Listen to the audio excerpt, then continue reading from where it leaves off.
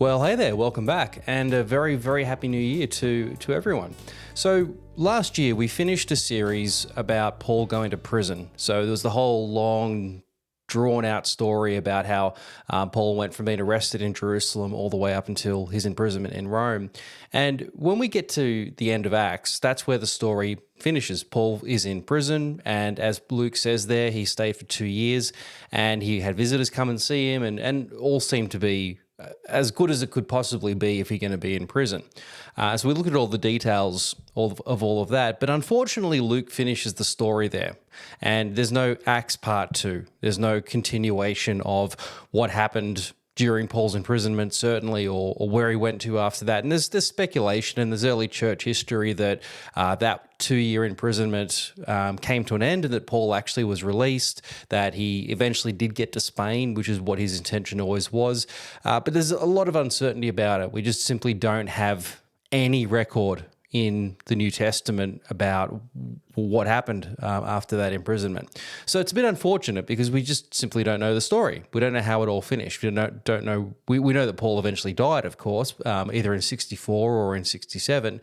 But again, we just don't know anything else about the story. But what we have are some clues. Paul actually wrote some letters from prison, and we call these the prison epistles. So we've got Philippians, Ephesians, Colossians, and Philemon. And there's different speculation about which imprisonment Paul wrote these from. There's speculation that maybe he was imprisoned in Ephesus at one point. But the general consensus, or at least the traditional view, is that Paul wrote those 4 epistles from Rome, so from this final Roman imprisonment that he was in. And so what they sort of tell us is, well, obviously not much about his circumstances, but they give us some clues, and particularly Philippians. It gives us a little bit of insight, both into Paul's circumstances, but especially into his mindset. And it's quite fascinating because when you think about the ancient world, you're never going to hear from a prisoner. There's just no way. Once you're a prisoner, that's it. You are condemned to die, or you're condemned to at least a trial, and you're lucky if anyone's even talking to you. You're lucky if anyone is even paying attention to you, much less whether or not somebody's writing down your thoughts and your reflections on what it is to be in prison. And so it's really unique that we have these letters that Paul writes from prison, because they actually give us some insight into what it was like. Now, it's different because Paul's not trying to write a journal about what life is like in prison. He's writing to other churches and he's writing about their circumstances, but he gives us some sense of what the potential circumstances are like. Now, even in that, it's a bit jaded because Paul is quite optimistic. Paul has an attitude towards his circumstances that are probably quite different to what most people would have. But nevertheless, it gives us something of a sense of what was going through Paul's mind and what challenges he was facing when he was in this imprisonment. So what I thought we'd do to start the year is to actually just pick up one of these prison epistles and see if we can somewhat finish the story. At least from Paul's perspective of what was the circumstances, what was actually going through his mind. And also because it gives us some insight into what happened after he left. When Paul finished his ministry, or at least when he went to prison, and he didn't have a lot of time afterwards. He may have been released, may have got a couple of years out, which we don't know what happened in if Paul did get out of prison, whether there was anything that happened afterwards. We don't know much about that. But the church has continued. Paul's church has continued on. And it's really then the question of, what do these churches do when Paul's gone, right? It's easy when Paul is around, but what is going to happen afterwards? And we get this sort of sense of something of the circumstances of what these churches were trying to do with when Paul wasn't around, and in part, Paul trying to set them up. Paul trying to get these churches to a place where they can not just function but thrive after he's gone. If Paul's not going to be around, he needs to make sure that what he's established continues after he dies. He doesn't want it all just to disappear after him. So something of an insight into how Paul is kind of thinking about what's next. What's next for all of his work? Where does all of that go after he's gone? So again, there's a lot of insight we can gain from these letters, both to Paul's circumstances, but also just into his mindset and maybe something of what was going to come afterwards. And so I think particularly Philippians is a great example of what that is. Philippians is it's a very famous letter, of course. Everyone would be familiar with this letter, and it's famous because what it kind of gives insight to is this relationship that Paul has with them, this really close, friendly relationship that Paul has with this particular church. He doesn't have a lot of negative stuff to say about this church, let's put it that way. And the reason for that is because, well, this is just a church who really just never stopped doubting Paul. They never stopped supporting him. They were always behind him. And we kind of get this sense of a really deep relationship. They kind of become the church that we want to emulate. You know, if we think about a modern church, we'd much rather be considered to be the Philippian church than, say, the Corinthian church, as an example. So that we know them for that. But there's sort of more to this relationship than meets the eye. There's a much more practical concern, or there's a practical connection to the relationship that Paul has with the Philippians. And so what that kind of leads to is the circumstances of this letter. Of all of the churches that Paul has planted, it seems to be the only one, the Philippians seem to be the only one that actually reached out to Paul during his imprisonment. Now, other churches may have, and we don't have any record of that. But if you think about the prison epistles, it's Paul sending letters from prison, initiating conversation, initiating some sort of some sort of communication with them, but not responding. And what the Philippians is unique about, what's unique about Philippians is that it seems to be Paul responding to them, something that they've inquired of him. They've reached out to him during this imprisonment, which in and of itself is a clue as to the sort of relationship that they might have, is that even though Paul's in prison, a place of shame, a place where you'd be embarrassed to know somebody in prison. You certainly wouldn't want to be reaching out to them if you didn't have to, yet they seem to have done that. And so again, why? Like what is it about this particular relationship, and what are the circumstances around that have given rise to them to do this? So that's what we're going to do. We're going to spend a few weeks just reading through Philippians, only because it's a great letter, but also because it's probably the most detailed or the closest we can get to some sort of insight as to what happened after Paul went to prison. All right, so in order to do that, we need to, as with all of Paul's letters, try to gather together as much clues as we can as to their context. Who are the Philippians? Why? How did they come to know Paul? How did Paul come to know them? What was the circumstances behind the letter? What was the sort of general circumstances around their relationship? How much information can we glean that's going to give us a better sense of insight into why this letter was written, and particularly as to why the content, or what is it about the content? How did that come about? What is maybe going on behind the letter? So we're going to spend this week trying to establish the context, and next week we'll actually launch into the letter itself and start to work our way through it. So what's helpful for us is that we've actually got something of the original story about when Paul first met these Philippians, how he actually came to be in relationship with them. And there's a couple of little anecdotes that Luke throws into the story that gives us something of a sense of why Paul had this continuing relationship with them. And the story itself, the beginning of the story, gives us sort of a sense of who the Philippians were, and perhaps even the relationship that Luke may have had with them. So we pick up our story. It's Acts 16:11. It says, "From Troas we put out to sea and sailed straight for Samothrace, and the next day we went to Neapolis. From there we travelled to Philippi, a Roman colony and a leading city of that district of Macedonia, and we stayed there several days. On the Sabbath we went outside the city gate to the river, where we expected to find a place of prayer." Okay, so a few things to sort of pull out of this story. So where we actually are in the context of Paul's life is during his second missionary journey. So his first journey, if you remember, he went to Galatia, and what Paul had planned to do, if you look at a map of Asia Minor, so modern day Turkey, and look across going west over towards Spain, Paul's plan was to take the gospel to the edges of the earth. Jesus had said, my message will go to the ends of the earth, and that's when I'm going to return. And so Paul had taken that message very seriously.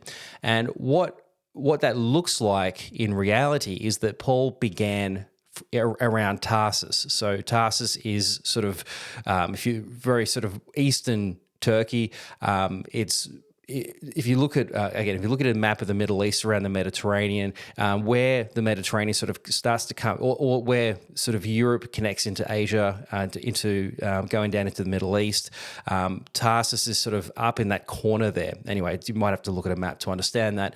Nevertheless, Paul begins around Tarsus or around that Galatian region, and that's his first journey. And then his plan is to keep moving west, to keep moving towards Spain. And so the next logical place would be to cover the rest of Turkey, which was Asia Minor, but in his time was places like Ephesus and Pergamum and Thyatira and Colossae and all those sort of cities of Revelation. That was the next place that he wanted to go and visit. And then from there, cross over into Europe and then move his way all the way up to Spain. And Spain at that time being understood as the ends of the earth. The edge of Europe was as far as they had come to understand. And so they just assumed that that was the ends of the earth. So that was his plan, to systematically move west across modern day Turkey, then Asia Minor, across into Europe, and then move all the way out to Spain. So Paul sets out on his second missionary journey with that plan. He'd fully intended to go around Asia Minor, to go around Ephesus and all those regions. But as the story goes, the Spirit of God called him and he said, no, you actually need to go into Europe. And he's rejected it at first. He was like, no, I want to go here. I want to work around Asia Minor. He's like, no, you need to go over to Europe. So that's what the plan is. And so he leaves from Troas. So Troas is Troy. It's just a different name for the city of Troy. And it says there that he went to then Neapolis, which is the modern day Kavala. You can still go and visit Neapolis. It's this little town in Greece called Kavala. It's absolutely beautiful little port city, well worth the travel if you can get there. And so he goes to Kavala, which was, or Neapolis, which was kind of the port city of Europe. It was one of the port cities. And so what Paul does is that he picks up the Via Appia. So this is the main road that runs across the northern part of Europe in the Roman Empire. So the Via Appia, obviously all roads lead to Rome, but this is the one that goes up into Europe, up through Macedonia, and then across over to, one of its exit points is here in Neapolis. So he picks up the city there, it picks up the road, but he doesn't stop in the city. That's just kind of the entry point into Europe. He heads up into Philippi. And so Philippi is a major city of the region, a major city of the Roman Empire. And so what Paul's strategy has always been and continues to be is to go to the major cities. Paul doesn't mess around in little villages and with small groups of people. He goes to the big centers, the city centers. Why? Well, because that's where the people are, and that's where all the communication is, it's where all the transport is, it's where all of the action takes place. So it's logical for Paul, who's trying to get this gospel message out as quickly as possible, to go to the city centers. So he goes up into Philippi, which is the major one for that region, and it's at a crossroads of the Via Appia. The Via Appia actually literally runs through the city itself, and so it's obviously the ideal location for Paul to begin, because that's where all the people are going to be. All the traffic going east and west is happening in Philippi. It's just the perfect place to be. But what is really interesting is that when Luke describes the city here, he gives it the full description. So Luke actually says, we traveled to Philippi, a Roman colony and a leading city of that district of Macedonia. Now, it's just interesting that he does that, because he doesn't do that for anyone else. He doesn't give the full description of the city for any other city. So why does he do it for Philippi? Why does he actually just give that specific detail and a leading city and a Roman colony? Like, he doesn't need to point that out. Anyone in that time would have known. But why does he do it specifically for Philippi and for nobody else? Well, it's a good chance that that's where he comes from. It's a good chance that Luke actually is a Philippian, because if you look at the story, that's about the point where Luke comes into the story. So if you're reading through Acts, you get to these passages, which are these we passages. It's suddenly the narrative picks up from a first-person perspective rather than Paul and his companions did this, Paul and his companions did that. It suddenly becomes we did this, we did that. So suddenly the author actually joins the story. And the author being Luke, this is about the point that he enters into the story. So it would be good odds that this is where he's from. He's a Philippian himself. And what he's doing then is showing some of his civic pride. He's a proud Philippian. He's talking about his city as the best. He's giving the full description of his city as opposed to everybody else because he's particularly proud of this city. And what that reminds us of, especially, is that in this world, you're generally very proud of where you come from.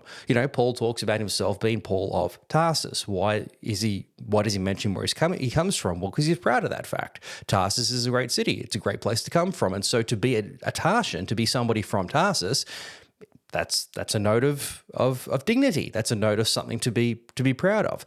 And so he talks about where he comes from as something of a mark of his identity. If you know anything about the Philippians, then you know something about me because, well, I'm a Philippian. I'm a product of that city. I'm a product of that culture, and that's something I'm very proud of. Now, I say all that to say that, or to point out that this citizenship is extremely important, and that reflects later on in the letter itself. We actually see a couple of references to this idea of citizenship, which would be a common idea for the Philippians, for anybody in that time. Paul actually has to sort of draw out that idea of being proud in your citizenship, sure, but don't lose sight of your actual citizenship, which is that you're a citizen of heaven. So Luke is a proud Philippian, and he's proud of a city that has a pretty interesting history. The city of Philippi, it's an old Macedonian city. When I say Macedonia, I'm talking about sort of the northern part of Greece. So modern day Macedonia doesn't necessarily correlate with modern Macedonia. Macedonia is still obviously a place, but where we find Philippi today is in modern Greece. But that whole sort of northern region used to be just generally Macedonia. And so what the difference was, they were all Greek speakers, but the Macedonians sort of saw themselves as a people apart from the typical Greeks. It's kind of like if you think about the history of maybe England and Scotland. They're both English speaking. They're both living on the same island. But they always have seen themselves as different people, and particularly historically, they were different people. They had their own kings. They had their own histories. They had their own. They saw themselves as independent countries, and they were very very negative towards one another. They saw each other as a very different type of people, and in a lot of ways they were products of their their environment. Scotland is a very rough, very cold, very hard place to live, quite apart from further south down in England, and that creates a different kind of people, a harder sort of people. And so if you think about movies like Braveheart or just generally sort of any of the stereotypes you might find around the British and the Scots, there would always be this sort of this negative stereotype of the Scots, that they were maybe a little bit barbarian, a little bit, not as sophisticated as the English, but whereas the Scots might see the English as somewhat soft and pansy-like, and, all those sort of stereotypes play out. Only just to sort of give a more maybe modern example of what the consensus of what the view was between Macedonians and Greeks. The Greeks were, they were characterized by what you find in Athens, characterized by more sophisticated ideas like democracy and philosophy, and, great fighters, don't get me wrong, but much more concerned about matters of the mind, matters that, to a more rough and ready sort of man that you might find in Macedonia, they would have seen the Greeks as much softer, much more effeminate, as opposed to the Macedonians, who were, as the Greeks would say, barbarian. Yes, they spoke our language, but it's a rougher version of Greek. It's different on many points, and you're just the sort of people that are the products of a harder environment, a colder, tougher environment. You're just not as sophisticated as we are. You're much more barbarian. So you kind of got those stereotypes that play out between Macedonians and Greeks, and that was certainly the case much more back in the day. By the time we get to Paul's time, a lot of that has been united. It's all really Roman by that point. But at least in its history, Philippi was part of that sort of Macedonian environment. Now, the name itself comes from one of the most famous Macedonians to ever live, which is Philip. So Philip being the father of Alexander. And what Philip did was that he kind of united all of the Macedonian tribes. What Macedonia was just a bunch of tribes, a bunch of various mini kingdoms that were all autonomous groups, autonomous cities that were always just fighting with one another. There was no unity between the Macedonians. And so they were all very tough. They were all very, very hard people, but they were always warring against each other. They were never really united. And so what Philip managed to do was to actually unite all of these different groups. He managed to bring them all together with a common purpose in mind, to actually go and conquer the Persian army. It's a whole different history here. But at the time, Persia ruled all of the Eastern world, and during some invasions of Greece about a century before Philip's time, they'd marched through Macedonia. They'd actually taken the army through Macedonia down into Greece to which ended up becoming the Battle of Thermopylae, the one you'd be familiar with King Leonidas. Anyway, they had trampled through Macedonia, and it had all been very terrible. And so there was always this sense of wanting to go and have revenge on the Persians. What the Persians had done to the Greeks was a terrible thing. And so there was always this sense of, we're going to get you guys back. And so what Philip managed to do was to unite all of these Macedonian tribes under one umbrella, or under one king, which was himself, and to give them this common purpose, to give them, sort of unite them against the Persians, to actually go and, give them one back. So that was relatively successful. That was what Philip managed to do. And amongst the things that he did was to rename a city that used to be named Cronidus. He renamed it as Philippi. So Philippi, obviously named after himself. Now, the reason why he wanted this city in particular, amongst all of the cities, but this one in particular, was that Cronidus, or now Philippi, was a city that had a very rich source of silver. It was a mining city. And so there was a lot of wealth that was extracted from that region. And so he wanted to be able to control that, obviously, because that's what's going to fund everything else that he wants to do. So he takes control of that, renames the city, and so now it becomes Philippi, and it's going to become literally one of the jewels in his crown. It's literally going to be bankroll a lot of the things that he's planning to do. So Macedonia soon becomes the powerhouse of the region. Alexander the Great, who followed obviously after Philip. So Macedonia really gets put on the map. It becomes the major region, and it becomes sort of the controlling region for what now becomes the Greek Empire. And again, it's a very wealthy region. As I said, it's a place that, particularly around Philippi, which has all of these mines, it becomes just a place that is of great prominence, of great wealth. Well, fast forward a couple of hundred years, and we enter into the Roman Empire. And what the Romans were sort of gradually doing was toppling this Greek Empire. The Greek Empire ruled from the time of Alexander down to about 168, when the Romans came into power and took over Macedonia. But the Greeks had been the power in the region, but eventually they were collapsing. Eventually they started to subside to the incoming power of the Romans. And so as Rome is rising to power, the Macedonians and the Greeks generally, although in fact the whole Greek Empire, is always sort of warring with itself. Once Alexander died, there was no unity there. Basically, the empire divided up into about 4 different regions, and there was constant civil war. This Greek Empire was never really a thing. It was always just sort of a variety of different empires that all spoke Greek. And so in particular on the Greek peninsula, the Greeks and the Macedonians were constantly at war with each other. There was constant battles between the different kings, and all of that was always happening. And as Rome was rising in power, they were always sort of seen to be the biggest bully in the schoolyard. And so you don't necessarily want to, you don't necessarily want the bully in the schoolyard, but if he's going to be there, then you want him on your side. And so what the Greeks and the Macedonians constantly did is that every time they had a fight with each other, or any time one of them was attacking the other, the one that was being attacked would call on the Romans to come and help them. And so this continued on for quite some time. There were 4 major battles that took place, or 4 wars in Macedonia that took place. And at each time they were calling in the Romans to come and support them. And eventually the Romans just said it's going to be easier, rather than us constantly sending our armies over there to end these battles, it'd be easier for us just to take Macedonia. And so what they do is they take Macedonia, and which is what the Romans had always sort of wanted anyway, because Macedonia is a very wealthy region. And so they just come and they just take Macedonia wholesale. They just incorporate that into their empire. And so now Macedonia becomes the part of the Roman Empire.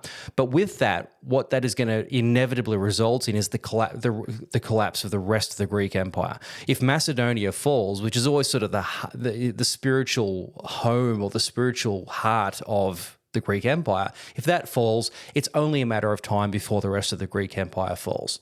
So this isn't a good thing.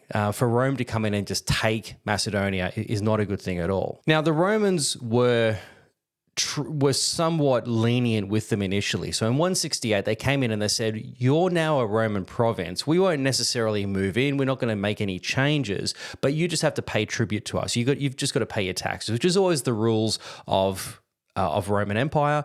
Keep the peace, pay the taxes, and all's going to be okay. So just pay your taxes and all of that will be fine. And so for about 20 years, that's how it was. What they did is that they divided Macedonia up into various regions. And, this is the regions that Luke was talking about earlier on. And they just said, just pay your taxes and all will be okay. And so that was for some time, until eventually the Macedonians just said, no, enough's enough. We want to take our land back. We don't want to have Romans. We don't want to be paying taxes to Rome to be, just so that we can exist. That's not good enough. We're Macedonia. We created Philip, we created Alexander, we created the Greek Empire. We're not going to bow down to these Romans. And so in 149, they established a king. They said, all right, this guy Andronicus, he's going to be our king. Forget the Romans. We're going to take back control. And the Romans said, well, no, that's not our agreement. You agreed to pay the taxes and we agreed to leave you alone. You're not doing that. You're in fact putting a king in place of us. We're not going to stand for this. And so they put a governor in, and they said basically put a Roman presence in, and they said, we're going to take control over here. Well, again, that's not going to be taken lying down. And so the Macedonians pushed back. In fact, the Greeks pushed back. And so the Romans said, okay, we're going to have to come in and we're going to have to put an end to all of this. So in 148, the Romans marched into Macedonia, and then over the next 2 years continued to march south until eventually there's a huge battle takes place in Corinth, and that's the end of the Greek resistance. So the whole Greek landmass is now fully under Roman control, Roman presence in the region to make sure of it. It's now gone. Whatever Greece and Macedonia used to be under Philip and Alexander, all of that's gone. All of it is now Rome, and now it's only a matter of time before the rest of what used to be the Greek Empire collapses. Anyway, that's a long history, only to say that Philippi has this long history, but has now become a part of this new Roman world. Well, anyway, Philippi always plays a very significant part within the rest of this story. Again, Macedonia is a place that is a place of great wealth, and it's a place that Roman governors particularly want to be assigned to. When a Roman gets assigned to be a governor, they want a place like Macedonia because that's where all the gold is, that's where all the wealth is. And so it's a place that you want to be. But it's also a place that you can go to that is, now after 100 years, very much in Roman control, and a place that if you've got an army, you know that you can go to Macedonia, and that's going to be a place where you can be supported. There's a lot of resources there to support armies in particular.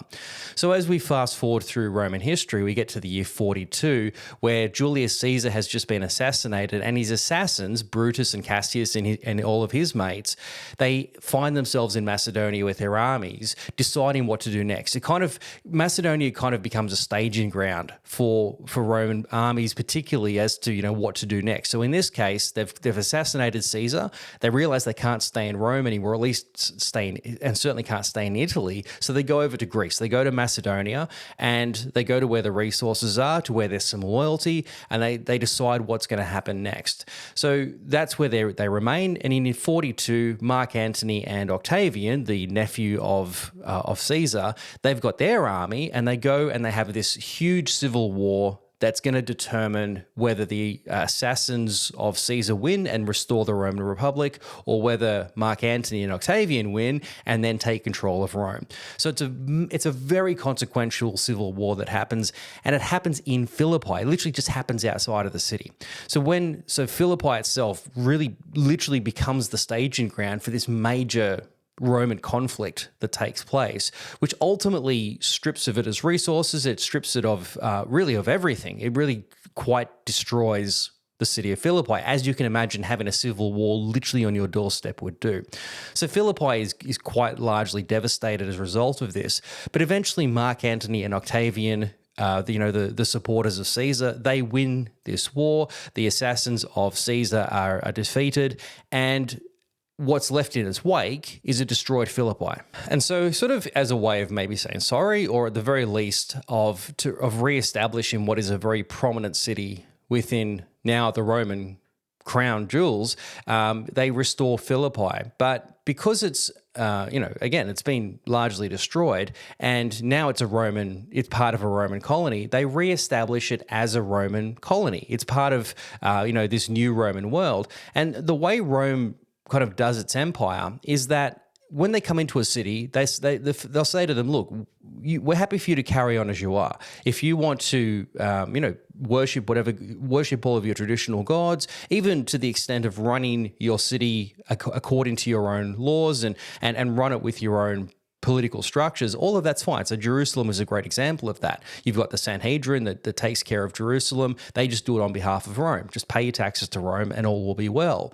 But in some cases where a city's been destroyed, or where there is just no city at all, what Rome will do is that they'll establish a colony. Corinth is another example of this, where Corinth had been destroyed, and so there's no city really to speak of, but it's a very important geographical location. And so Rome will establish its own city there. And what the idea of this is to establish a Roman presence in the region. So you are now a Roman colony, which means that you kind of are going to be a reflection of who we are. We're going to be a constant reminder to all of the surrounding cities that Rome is in town, right? This is what it looks like to be Rome. So Philippi becomes one of these Roman colonies, which means that it's sort of a place of Roman culture. It's technically called, well, it's not really technically called, but it's sort of referred to as Romanitis. We're going to spread Rome through places like Philippi. We're not going to impose it on you, but we're going to make it so powerfully obvious and so potent that it's going to spread through the region.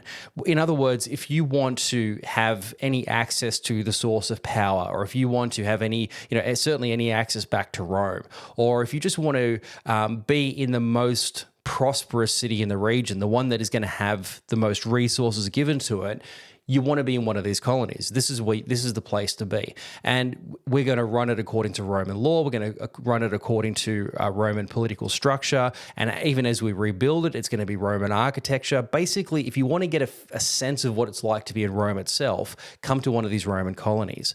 But in return, what that means is that the city is entirely loyal to Rome. In a place like Athens, for example, you don't have to be loyal to Rome.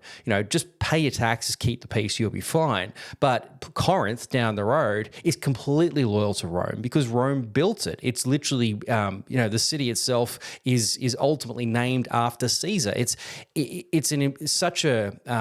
place that has its loyalty entirely back to Rome itself, and particularly back to the emperor. So that's what Philippi becomes. It's a city that has its own Macedonian history. It's literally named after Philip, one of the greatest, most famous Macedonians that ever lived.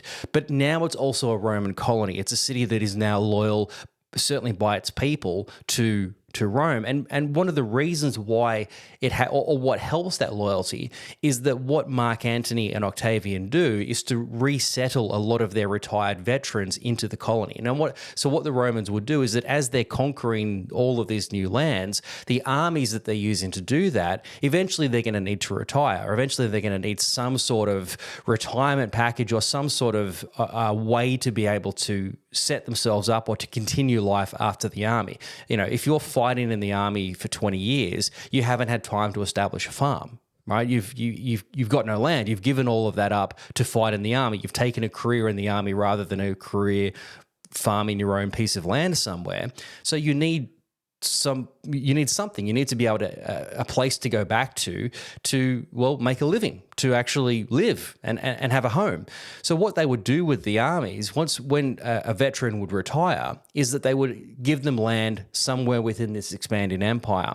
So what a place like Philippi is great for is that it's a brand new city, right? A lot of it's been destroyed. It's been now rebuilt in the image of Rome. And more than that, it's now filled with citizens, or it's been sort of topped up with citizens who are actually Romans themselves, who fought for Rome, who've been loyal to Rome, who are the ideal sort of people who are going to represent the values of Rome. They're going to be a human Roman presence within this region of Macedonia. So the city's loyalty is now 100% to Rome. It's a city whose citizenship is Roman citizenship, and we see examples of that later on as we get to Acts. So all of that to say, Philippi as a city has strong history and strong connections to Macedonia itself. It has that heritage of being named after Philip, but now in Paul's time, it's also completely loyal to Rome itself. So it has this dual heritage, or it has this sort of dual sense of identity, and it's a very strong identity. It's a very proud city. It's one that's seen a lot of famous things. It's been named by a famous person. It's now been refounded by Mark Antony and Octavian, who goes on to become the Emperor Augustus. So it has all of these things going for it. It's a very famous place to be, which gives us a sense then of why Luke would be so proud to call himself a Philippian. If in fact this is what's going on, what Luke is really highlighting is the pride and the sense of pride that would come along with being a Philippian in the first place. So we get to the end of that part of the story, and it says that Paul and Silas, his traveling companion, went down to the river because they were expecting to find a place of prayer. Now we pick up the story in verse 11, which says, "We sat down and began to speak to the women who had gathered there. One of those listening was a woman from the city of Thyatira named Lydia, a dealer in purple cloth." Now, why did they go down to the river to find a place of prayer? If you remember, Paul's standard practice is to go to a synagogue, right? It's a Sabbath. He goes to the synagogue because, well, that's where the Jews are, right? That's where you go down to find people who understand the Torah. He's probably already working amongst the Jewish community, but Paul's still a Jew. He's going to go to the synagogue on the Sabbath because he's going to worship his God. So that's all very standard sort of behavior, and hopefully get an opportunity to speak and share his message and show how the Messiah has come and all the things that he's going to do. We've already talked about a lot of that.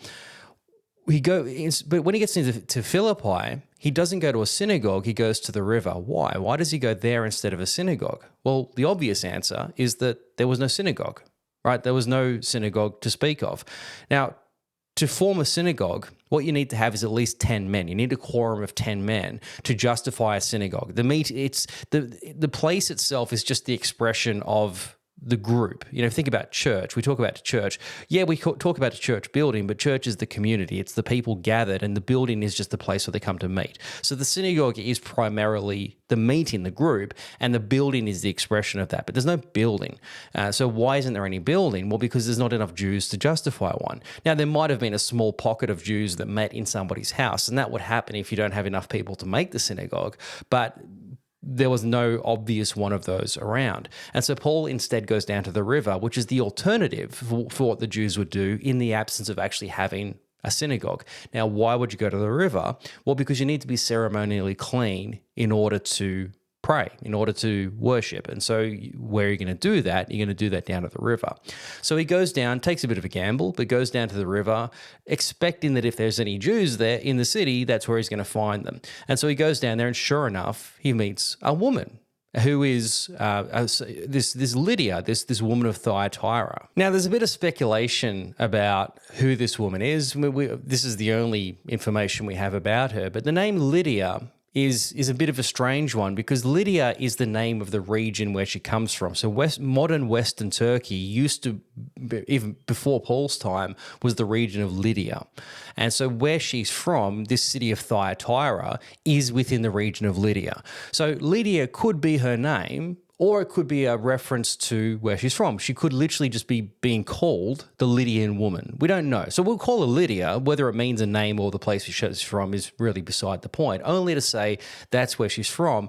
Importantly, what it says about her is that she's a dealer of purple cloth. So first of all, she's a foreigner. She's not a local Philippian woman. She's from elsewhere. She's actually from Asia Minor, and she's over there as a dealer of purple cloth. Now, what that would indicate is that she's some sort of salesperson. There's probably a larger company that she's part of, and she's kind of a sales rep traveling around as a representative of this company.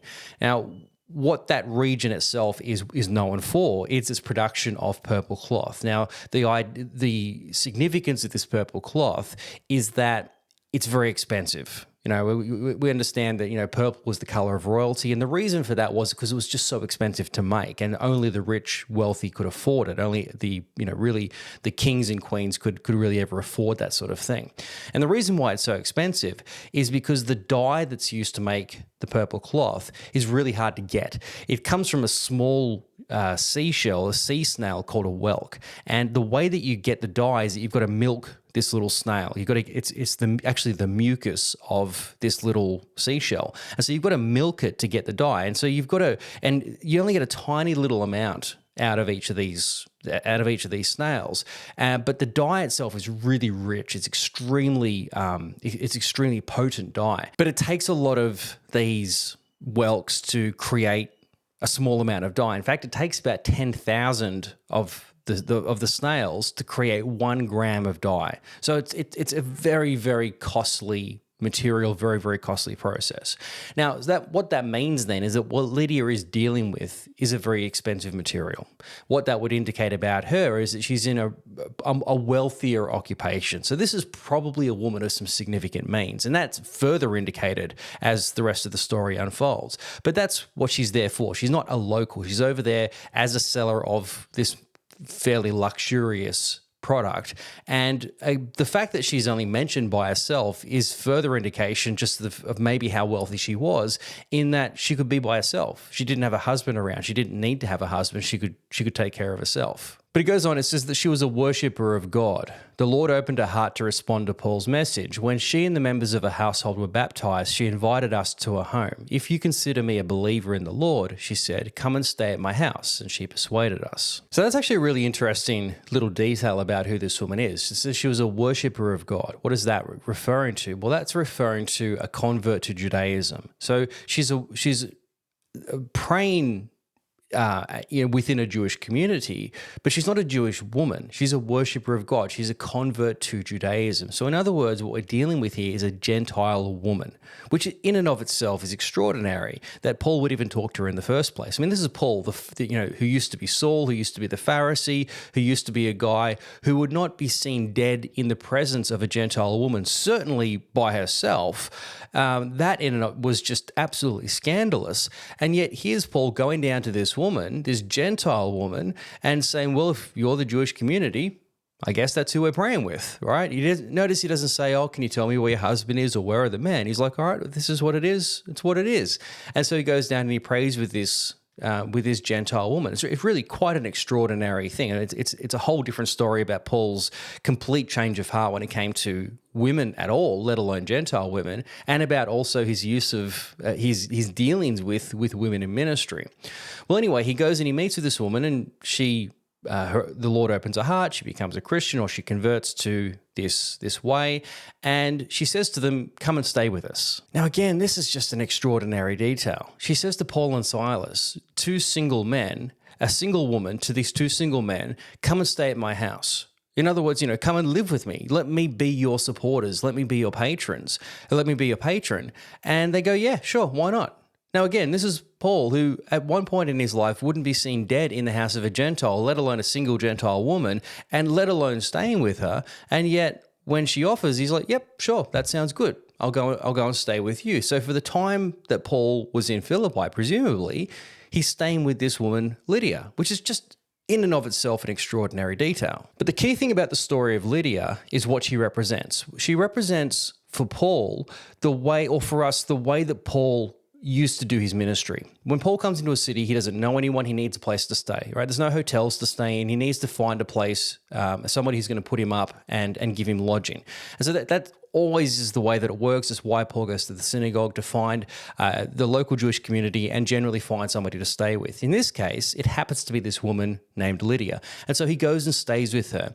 And so part of Paul's church planting strategy is to establish churches within houses. We've talked about this already, but it's to establish a house, go into a house and to create within that house a church. And so the household members are now Christianized. They now become the church that Paul is going to work within this city. And so then in the case of Lydia, her house becomes the first site of one of these churches. In Philippi itself, what the church will come to expand and become much larger, but its initial place of meeting is in this house of Lydia. So her house becomes the site of the first church, which by default means that she becomes the pastor. She becomes the head of that church because that's her house, her rules. Paul doesn't say to her, hey, where's your husband? Come and bring him into the scene, or, you better get married so that you can have a man to do the pastoring because you're a woman. Lydia, you can't pastor a church, surely, because you're a woman. He doesn't say any of that. He says, all right, your house, your rules. You're now the pastor. Lydia now becomes the first head of the church of Philippi. That church that meets in her house, she's the pastor of that. Whoever those people are, probably initially her slaves. There doesn't seem to be any other family members, but whoever starts to attach themselves to that house now become her church, her congregation. She becomes the leader of that group. But what it also means is that she becomes his primary supporter. While ever Paul is in Philippi, Paul and Silas, while ever they're staying there, they're staying with her. She's the one who's taking care of them. She's helping to provide their needs. Now, Paul is still going to be doing his work so that he doesn't become a total drain on his patron. But whilst ever he's there, he's got a place to stay. She's going to be taking the honor in that society of being the one to look after him.